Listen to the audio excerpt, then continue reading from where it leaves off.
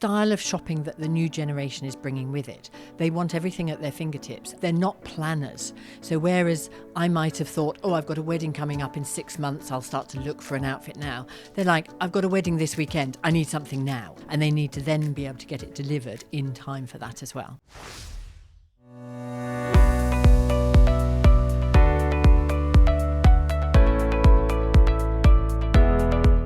You're listening to Retail Disrupted, a podcast that explores the latest industry developments and the trends that will shape how we shop in the future. I'm your host, Natalie Berg.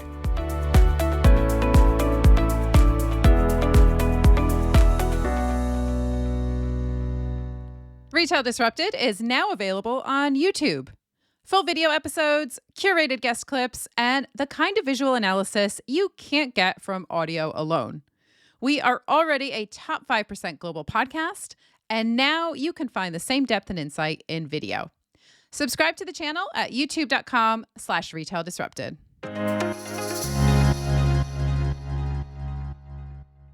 Last week, I had the pleasure of chairing the Richmond Retail and eCommerce Directors Forum.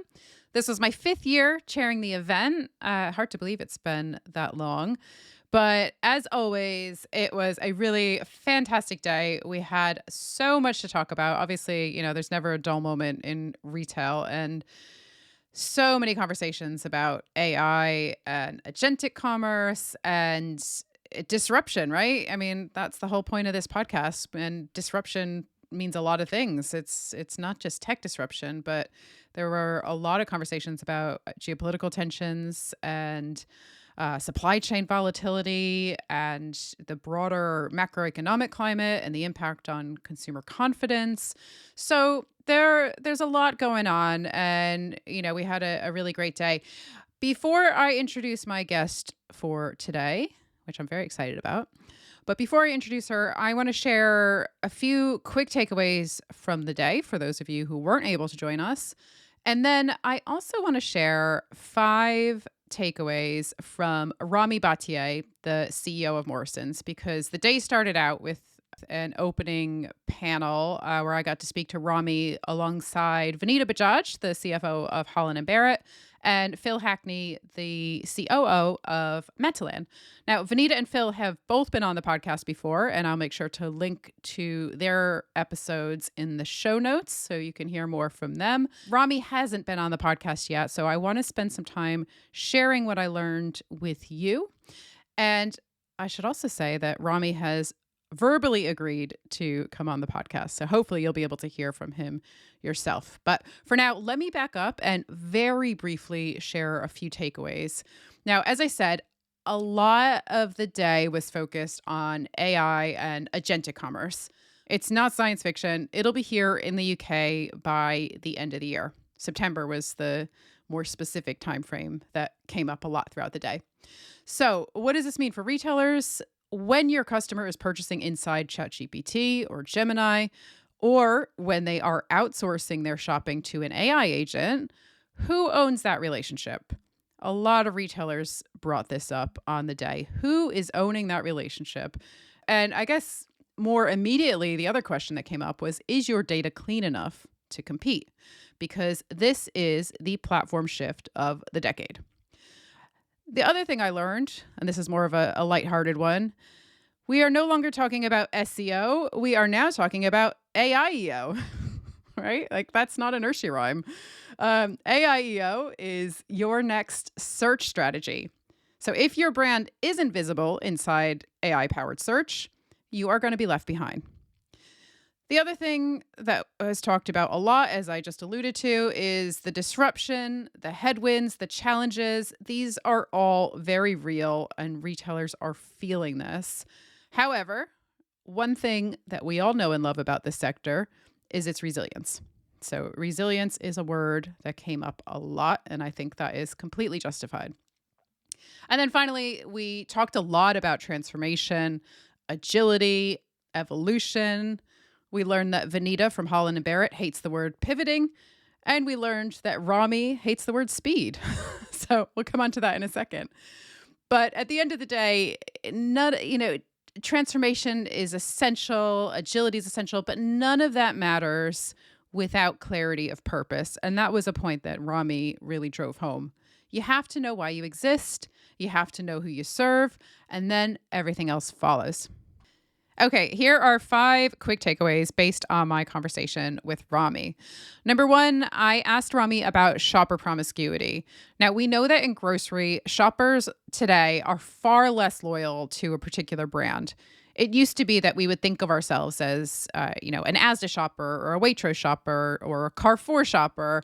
And now we shop around, right? We shop around. There's so many options. We've seen this real proliferation of choice in grocery and, the democratization of e-commerce, the rise of quick commerce. There's just so many ways to get our food to us, whether we're shopping online or going into store. And also the discounters. Right? The discounters are no longer disruptors. They have become permanent fixtures. And so it's really interesting to get Rami's take on this. His view is that, hey, customers are loyal. They're loyal to their pocket. So great soundbite from Rami there. He talked about the competitive reality that here in the UK, Aldi and Lidl, and he did actually call them out, Aldi and Lidl now account for around 20% of the market. In France, it's under 10%. Now, I know a lot of you will know this, but Rami used to be the CEO of Carrefour France. So it's really interesting to get his take on this. And it kind of leads on nicely to number 2, which is his view on larger stores. So again, it's a little bit difficult to compare huge French hypermarkets to the out-of-town superstores we have here in the UK, or even, if you look to the US, the big Walmarts and Targets. There has been over the past, 2 decades, really. Since I wrote my book on Walmart with Brian Roberts, we've seen this shift away from the big superstore, and that's happening for a ton of reasons. The discounters are one of those reasons, of course. But Rami's take is that the bigger the store, the bigger the challenge. That was his quote. He mentioned how Morrisons, it's a little bit more manageable with Morrisons because they are what he called a human-sized store. And also being in the center of the town, the center of the city, it's allows them to get closer to the customer, and they can repurpose their stores as miniature fulfillment hubs to service the quick commerce demand. He also talked about the challenge around cost for these stores. It's just not sustainable. The customer demand is no longer there, and the costs are just making it, it's just no longer financially viable. Number 3, he talked a lot about tax, and rightly so. Like, let's just call that out. He said that, and just for a little bit of context here, we touched on some of those geopolitical tensions, and we've got the war in Iran. There's just a lot of uncertainty layered on top of existing volatility and uncertainty. So it's just, food inflation in the UK is now expected to more than double by the end of this year. And what hasn't helped retailers like Morrisons, is the addition of over £200 million in taxes. As Rami said, that is not in any 5-year plan.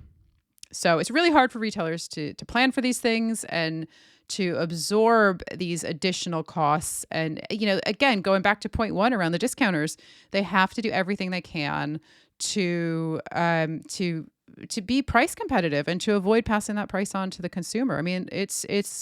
I don't envy retailers. It's a really, really difficult climate. He called out that fewer than 1% of UK companies survive beyond 100 years. And I think that's interesting. I know it's something that Jeff Bezos has talked about. But Rami's take was that in moments of disruption, in moments of chaos, businesses make bad decisions. They make the wrong calls. Speed over substance, hype over purpose. And his take was that, look, we all need to calm down. Let's think about this rationally. And most importantly, keep focusing on the purpose of the company. Does it align with our brand values? Does it align with our strategy? These are the things that businesses should be thinking about. And it is difficult when there's so much disruption thrown at you and costs are going up and consumers are choosier than ever before. Okay. And then the last thing Rami touched on is around e-commerce and how AI driven personalization is already driving 12% of Morrison's e-commerce share. His target is 25%. Now, that's interesting. And I really tried to probe Rami on this because I wanted his take on, my question was, do you think that AI is going to really move the dial for grocery commerce? Because there have been so many false starts. We all thought COVID was going to be the catalyst for grocery commerce. And what happened? Well, we all went back to shopping in stores. But will AI, make the economics of online grocery a little bit more favorable for retailers? I think that's a big question. And then on the customer facing side, AI driven personalization, anything to take the chore out of grocery shopping and help customers to reduce that cognitive load, I think is going to be, very much a strategic focus for retailers going forward. I've thrown so much at you in our intro. I am so excited now to share with you my conversation with Meriel Neighbour. Meriel is the Director of Technology Delivery and Transformation at River Island. I know a lot of you know Meriel. I had the pleasure of sitting down with her at the Retail Technology Show press briefing. This week, if you are heading to RTS on April 23rd, she is going to be taking part in a fireside chat about implementing Shopify at scale, looking at some of the challenges and opportunities. She will be on the Pulse stage, so please do feel free to go up and say hello to Meriel. I unfortunately am not going to be at RTS this year, but I'm sure you will enjoy hearing from Meriel. And here is a little sneak preview of some of the things she'll be discussing at RTS.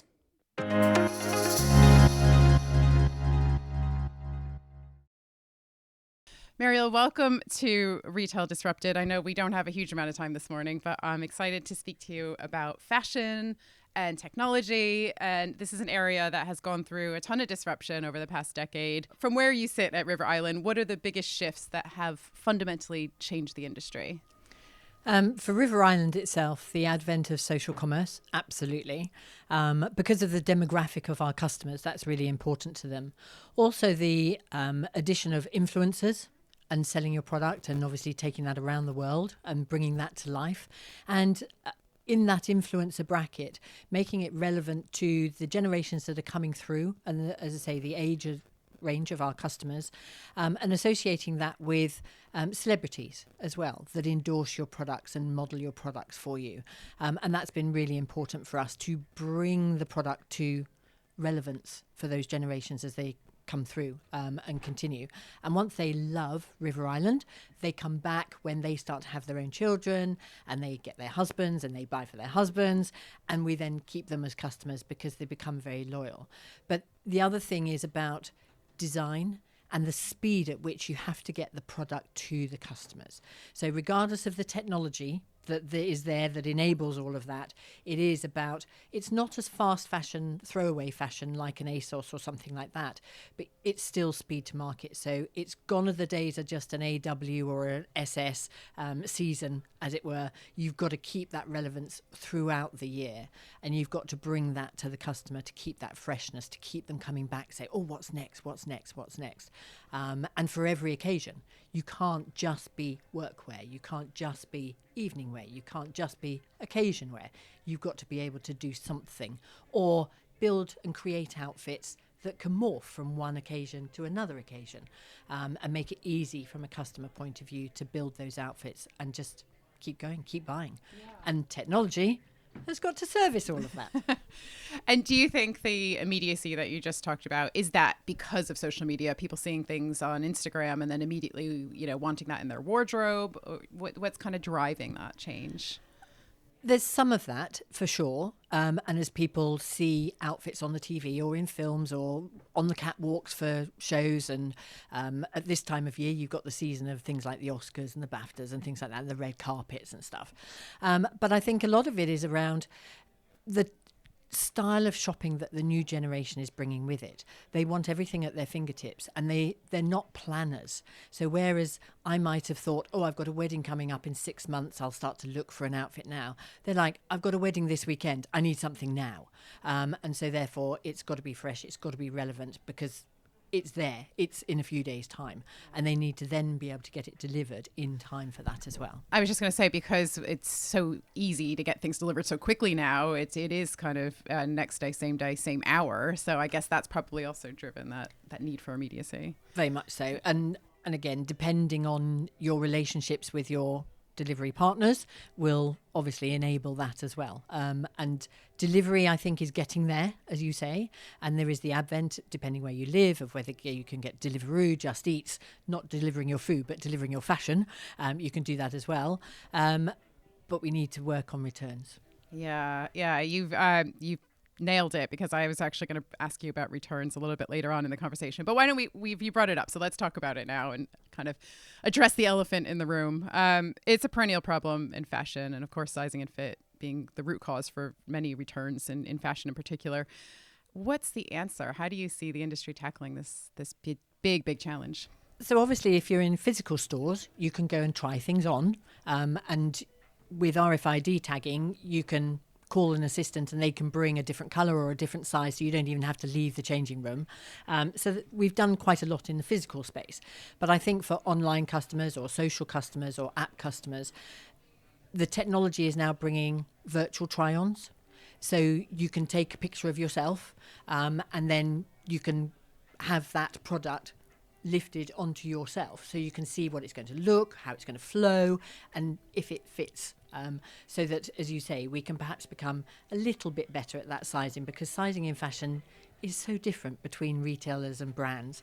And a size 6 in one is a size 8 or a size 10 somewhere else. And then when you get European sizing on top or US sizing on top, it becomes confusing.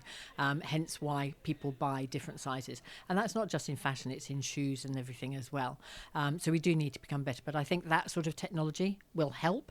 Do you think, how far are we from that? Because I keep hearing how everybody understands the problem, and I think everyone's excited about the opportunity when it comes to tech solving that customer pain point. But realistically, how close are we to kind of solving that? I think it will become more and more. I mean, people have got to invest, number one. Customers have got to feel happy about taking photographs of themselves and having it out there in the big wide world, and who might be able to see it. But from a personal point of view, we've done it for feet, in terms of 3D imaging and things like that, so you can measure your feet. So Google have just brought out a fashion version, and ASOS have done a fashion try-on version. So it's coming, and it will come fast now. Once the big players are out there doing it, it will absolutely speed up. So I would hope that it's commonplace during next year, perhaps. So when it comes to technology, where do you see the biggest opportunities in fashion? Is it more about becoming more operationally efficient, or do you think there's more of an opportunity to enhance the customer experience by reducing friction and making things more personalized? So for me personally, it's the full customer experience from end to end, because your engagement with a customer can start long before they purchase something. You've got to engage with them, make the product that you want to sell with them relevant. You've got to make it easy for them to buy wherever and through whatever channel they want to buy. It could be a marketplace, it could be social, it could be your own website, it could be your app, it could be in store. And with the advent of AI, we're going to be buying through ChatGPT, etc. And that's coming soon, really. That's my next question. But it's not just that part. For me, it's about, I need to really make my engagement with that customer really personal. So technology has got to enable that personalization. And I'm not talking about dynamic pricing or things like that. We've got to go past that. So recognizing what you're browsing and making the offer that I'm going to engage with you dependent on my margin, dependent on the availability of the product, the sell-through of that product, whether it's fresh in or a slow mover. I need to personalize what I offer you as opposed to what would be offered to me. And that whole journey right the way through to post-purchase. So my engagement then, how many emails do you get where you've signed up, which is great, although it's diminishing over time, But you then get sent, you've signed up for women's wear, and you get sent an email about menswear or shoes or whatever. And we need to be much better and automating all of that. And technology can enable that. But technology comes at a price. And retailers had a really hard time. And so therefore, there's not an abundance of money to just throw at technology to enable all of these things. So you've got to really think about your customers and what is relevant right here, right now for them, and then be able to go after it. The challenge that we have is that a lot of retailers have sweated their assets over the years because retail's not made a lot of money. But we need to transform ourselves, and we've got to become relevant, and we've got to become agile, and we've got to be able to do whatever it is that the customer wants very quickly. And those legacy stacks that exist in retail, we need to be changing them, and we need to be changing them to be able to take advantage of all of the technology that is out there to service our customers, because it will become an everyday expectation very, very soon. Yeah, that's it, isn't it? Because all this innovation quickly becomes the norm, and you don't want to be left behind. One final question for you, Meriel. You touched on agentic just then, and I'd love to get your thoughts as we look to the future. What technologies are you most excited about? Like, what do you think has the opportunity to really move the dial when it comes to buying clothes online or in stores? And also, I'd love to just get your thoughts on agentic and how you see that evolving. Goodness gracious, another big question. So I think with things like pre-loved coming, that's a big shift. We need to move that to our own brands. Why should I pay someone else when I can have that pre-loved in my own space? So I need to be able to take advantage of that and have an additional platform. In terms of AI specifically, I think there is an enormous opportunity for technology and for brands and retail to take advantage. But again, it's about, at this moment in time, I think there's a lack of understanding of what it can do for you, and yes, unless you're in that space yourself.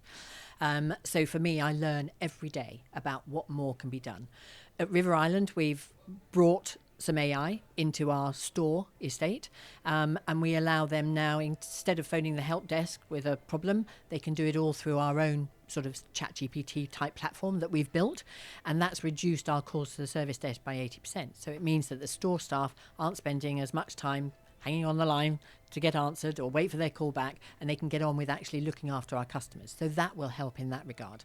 The augmented reality in terms of virtual fitting and things like that. But there's an awful lot to do in terms of being able to keep that freshness going. All the processes that we all use within retail, that are a lot of which are manual at this moment in time, we can use AI to fix that.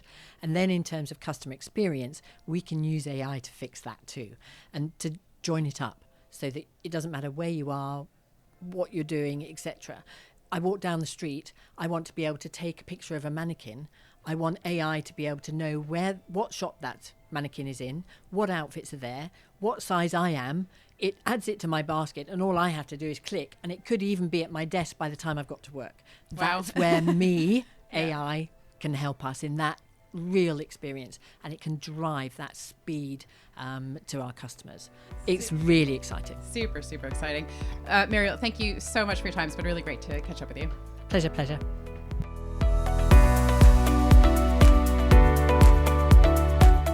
Thank you for listening to Retail Disrupted. If you enjoyed this episode and would like to support the podcast, please leave a rating or review or share it with others. It really makes a difference.